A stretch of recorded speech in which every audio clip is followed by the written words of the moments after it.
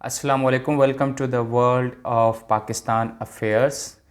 ये जो वीडियो है this is going to be on the third constitution of Pakistan और कॉन्स्टिट्यूशन ऑफ 1973। जी हाँ, इससे पहले भी हमने कॉन्स्टिट्यूशंस को डिस्कस किया है। दो कॉन्स्टिट्यूशंस थे, जो 1956 वाला 56 वाला और 62 वाला 56 वाला और 62 वाला। तो उसको पाकिस्तान के पॉलिटिशियंस ने या किसी भी वजह से वो हमने उनको या मिलिट्री जो पर्सनल्स थे उनकी वजह से हमने उसको एब्रोगेट किया, उसको छोड़ दिया, एबेंडन किया। उसके बाद हम थर्ड कॉन्स्टिट्यूशन के ऊपर आए हैं। आज इस वीडियो में इसको डिस्कस करेंगे हम।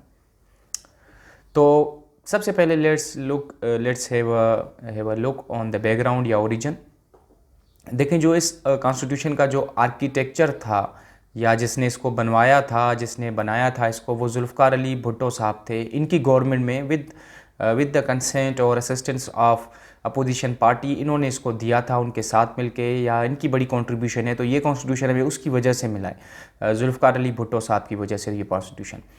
तो पार्लियामेंट में इसको प्रेजेंट किया गया, जो है वो अप्रूव किया गया 10 अप्रैल को, रेटिफाई किया गया या एक्सेप्ट किया गया, पाकिस्तान का आइन बनाया गया उसी दिन पे जिस दिन पे पाकिस्तान आज़ाद हुआ था 1973 में।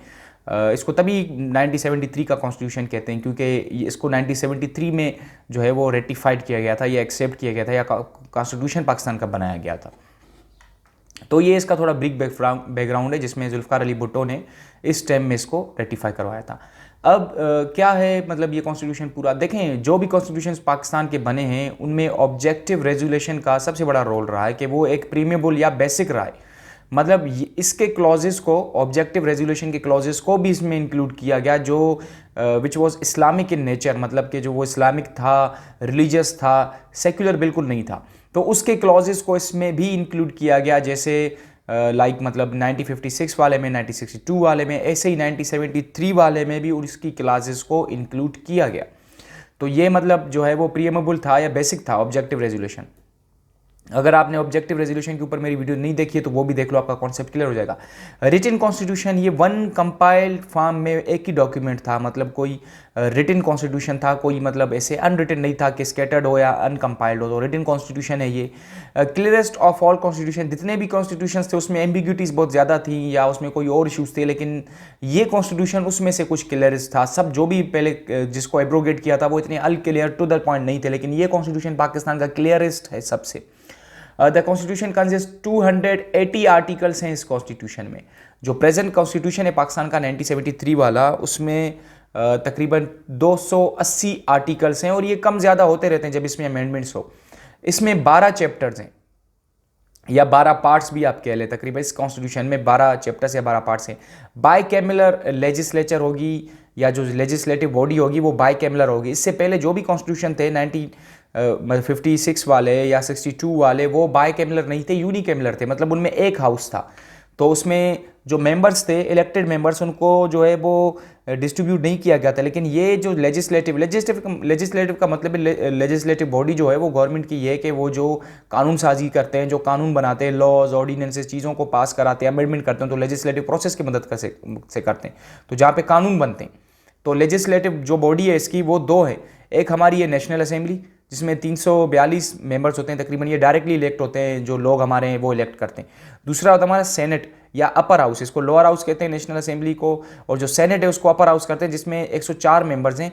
और ये जो प्रोफेशनल असेंबली के लोग हैं वो इनको इलेक्ट करते हैं, फिर ये मतलब सेनेट बनाते हैं से। तो इसमें दो हाउस हैं, सेनेट है जिसको अपर हाउस कहेंगे और नेशनल असेंबली जिसको लोअर हाउस कहेंगे। तो ये बाई कैमरल इन नेचर है, उनके बिल्कुल अपोजिट था जो पहले वाले कॉन्स्टिट्यूशन थे। अच्छा, तो फर्स्ट जो मतलब अभी हमने यहाँ पे मतलब मैंने आपको बताया कि इसमें 12 चैप्टर्स थे। तो जो फर्स्ट जो 3 चैप्टर्स हैं वो मतलब बताते हैं मैंडेट, मतलब के अथॉरिटी या मतलब पावर्स हो गई, जो मतलब गवर्नमेंट की कितनी पावर्स हैं, रूल्स क्या हैं, तो उसको डिफाइन करते हैं। जो 3 टायर्स हैं मतलब गवर्नमेंट के, उसको जैसे लेजिस्लेचर के ऊपर बात करता है, लेजिस्लेचर जो हो गई हमारी, एग्जीक्यूटिव ब्रांच हो गई, और जो दूसरा हमारा जो जुडिशरी हो गई फ्री। मतलब 3 टायर्स होते हैं गवर्नमेंट के, मतलब कभी मीडिया को चौथा टायर लिखते हैं। 3 टायर्स है हमारे। फॉर एग्जांपल हमारे लेजिस्लेचर है, जो एग्जीक्यूटिव बॉडी है, जो चलाएगा सारे गवर्नमेंट को, ये कानून साजी करेगा, ये चलाएगा। फिर हमारी जुडिशरी है, तो जुडिशरी जो हमारी जो जजेस हैं, ये सारी चीज़ें हैं, जो सुप्रीम कोर्ट है, वो सारी चीज़ें। तो मतलब जो फर्स्ट 3 चैप्टर्स हैं उनकी डिस्कशन ये इन तीनों के ऊपर इर्द गिर्द घूमती है, इन तीनों के ऊपर, मतलब फर्स्ट चैप्टर्स हैं जो कॉन्स्टिट्यूशन के। अच्छा, ये सारे चैप्टर्स हैं कॉन्स्टिट्यूशन के। अच्छा, ऐसा लाजिम नहीं है कि ये कॉन्स्टिट्यूशन इतना टफ है, डिफिकल्ट, इसको पढ़ा नहीं जा सकता। It is available in PDF with me, और मैंने पढ़ा भी है इसको, अच्छे से देखा भी है थारोली कि इसके अंदर है क्या। तो मतलब ये कोई ऐसा डॉक्यूमेंट नहीं है कि कोई आसमान से एलियंस आएंगे वही पढ़ेंगे। इट्स अवेलेबल ऑन गूगल, अगर आप गूगल करो you can find it in PDF and you can read it too. तो इसको रीड कर सकते हो, you will get some gist of it, मतलब पता चलेगा इसमें है क्या सारी चीज़। तो जो पहले देखें, पहले प्रीमेबल इसमें इंक्लूड किया था जो ऑब्जेक्टिव रेजोल्यूशन का प्रीमेबल था, वो उसको इसमें जो है ना वो एक्सेप्ट किया गया था और इसमें ऐड भी किया गया था। और इसी वजह से ये जो कॉन्स्टिट्यूशन है ये रिलीजियस इन नेचर में बन जाता है। मतलब एक सेक्युलर स्टेट नहीं कहेंगे हम, क्योंकि बिल्कुल हमारे पास इस्लामिक क्लॉजेज बहुत ज़्यादा हैं, तो हम ये नहीं कह सकते Pakistan is a secular country, but it's not a secular country, it's a religious country, मतलब रिलीजन की बुनियाद पे चलने वाला कंट्री है। तो पहले जो इंट्रोडक्टरी पार्ट, ये 3 चैप्टर्स हैं, ये एग्जीक्यूटिव बॉडी जो फेडरेशंस हैं, कैसे चलेगा निज़ाम सारा, जुडिशरी क्या है, इनके ऊपर सारी मतलब इर्द गिर्द घूमती है। और बाकी भी ये सारे मतलब उसके चैप्टर्स हैं, उनमें अलग अलग चीज़ों को डिस्कस किया गया है। अच्छा देखिए, फंक्शंस ऑफ द कॉन्स्टिट्यूशन क्या होते हैं। कॉन्स्टिट्यूशन के फंक्शंस, जो कॉन्स्टिट्यूशन होता है वो एक गाइड होता है कि पाकिस्तान का लॉ कैसा हो, पॉलिटिकल कल्चर कैसा हो, सिस्टम सारा सेटअप, एग्जीक्यूटिव कैसे हो, मतलब सारा सिस्टम चलाना कैसे, प्राइम मिनिस्टर के कितने पावर्स हैं, उसको क्या करना है, उसकी कौन कौन सी ड्यूटीज़ करनी है, जो जुडिशरी है, सुप्रीम कोर्ट है, उसको कैसे चलना है, वो कैसे हो, जजिस की रिटायरमेंट एज क्या हो, उसके साथ ही साथ जज कितने टाइम के लिए जो है वो सर्व करेगा, पॉलिटिकल पार्टी कैसे होगा, इलेक्शंस कैसे होंगे, ये सारा जो निज़ाम है वो हमारे कॉन्स्टिट्यूशन में अवेलेबल है। तो ये it's some sort of guide, मुल्क को चलाने के लिए एक गाइड है, ताकि सब जो है वो अपना काम अच्छे से करें। और इसी के साथ ही साथ इसके बहुत से मतलब ये आइडेंटिफाई कराता है हमारे कॉन्स्टिट्यूशन में है कि हमारे बॉर्डर्स कितने हैं, फॉर एग्जाम्पल कहाँ से लेके हम कहाँ तक अपने बॉर्डर को मानते हैं कि ये हमारा बॉर्डर है। और भी स्टेट के जो लॉज हैं, ऑर्डर्स हैं, सिस्टम्स हैं, एस्टेब्लिशमेंट है, सारी चीज़ें हमारे कॉन्स्टिट्यूशन में। आर्म फोर्सेस कैसे, फॉर एग्जांपल कंट्रीज़ के आर्म फोर्सेस के इंस्टीट्यूशंस की एस्टेब्लिशमेंट क्या है, वो कैसे चलाएंगे, उनका क्या काम है, वो क्या काम करेंगे, चीफ ऑफ आर्मी स्टाफ का क्या काम है।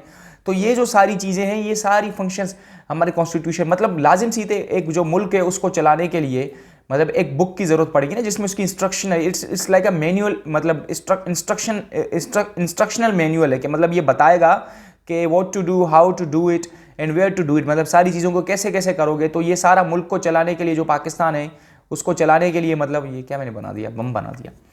तो उसको चलाने के लिए पाकिस्तान की कंट्री को we need a piece of document. तो ये एक मतलब डॉक्यूमेंट है जो मुल्क को चलाएगा। तो यही कॉन्स्टिट्यूशन का काम होता है असल में। अच्छा, अमेंडमेंट्स टू द कॉन्स्टिट्यूशन, देखिए अमेंडमेंट का मतलब है चेंज करना कॉन्स्टिट्यूशन में, उसमें कुछ सब्ट्रैक्ट करना, कुछ जो है वो एब्स्ट्रैक्ट करना, जो चीज़ नहीं लगे सही वो काट देना, या उसमें कोई चीज़ ऐड करना। जैसे नए नए लॉज आते हैं लेबर से रिलेटेड, इंफॉर्मेशन टेक्नोलॉजी से, साइबर सिक्योरिटी से, दूसरी चीज़ें, फॉर एग्जांपल जो नई अगर हम कॉन्स्टिट्यूशन में कोई चीज़ बढ़ाना चाह रहे हैं तो उसको सिंपल हम अमेंडमेंट कहेंगे, ठीक है। या उसमें से कोई चीज़ सब्ट्रैक्ट करना चाहते, मतलब इट्स लाइक अ चेंज, मतलब चेंज करो आप कॉन्स्टिट्यूशन को, आप जो है अपने कॉन्स्टिट्यूशन में थोड़ी चेंजेस लेके आओ। तो पाकिस्तान का जो कॉन्स्टिट्यूशन है प्रेजेंट वाला 1973 वाला, उसको अमेंड किया जा सकता है बाय 2/3 मेजोरिटी। इसको अमेंड करने के लिए हमें बाइकैमरल जो हमारा पार्लियामेंट है वहाँ पे जाना पड़ेगा। तो वहाँ पे जाके जो है हम बोथ हाउसेस के पास जाके उसको वहाँ से अमेंड करवा सकते हैं। पहले वाले जो अमेंडमेंट थी वो उसमें ऐसा नहीं था, उसमें क्योंकि एक ही हाउस था। यहाँ पे जो है मतलब दोनों हाउसेस से होगा मेजोरिटी, 2/3 मेजोरिटी दोनों हाउसेस की चाहिए होगी। 2/3 मेजोरिटी के बाद मतलब जितने भी लोग हैं उनको 3 हिस्सों में डिस्ट्रीब्यूट कर दें, जो अपर हाउस, लोअर हाउस, मतलब उसमें से अगर 2 हिस्से हाँ कहेंगे तो ही हम कॉन्स्टिट्यूशन में अमेंडमेंट कर सकेंगे, चेंजेस कर सकें। और बहुत से हमने चेंजेस किए हैं, तकरीबन हमने 26 अमेंडमेंट्स टेक्निकली हम कहेंगे कि भाई हमने पाकिस्तान के कॉन्स्टिट्यूशन में इंट्रोड्यूस कराए हैं, जिसमें से 23 को एक्सेप्ट किया गया है और 3 को रिजेक्ट किया गया है। तभी टेक्निकली 26 है लेकिन हुए असल में 23 है। मतलब 26 टोटल अमेंडमेंट्स को रिप्रेजेंट किया गया है, प्रेजेंट किया गया है, मतलब कि इसमें अमेंडमेंट हमें करनी है कॉन्स्टिट्यूशन में। उसमें से 23 हुए हैं, 3 को रिजेक्ट किया गया है, तो 3 नहीं हुए। और सबसे इंपॉर्टेंट जो अमेंडमेंट है वो 18th अमेंडमेंट है। हम इन सब अमेंडमेंट्स को डिस्कस करेंगे अपनी आने वाली वीडियोस में।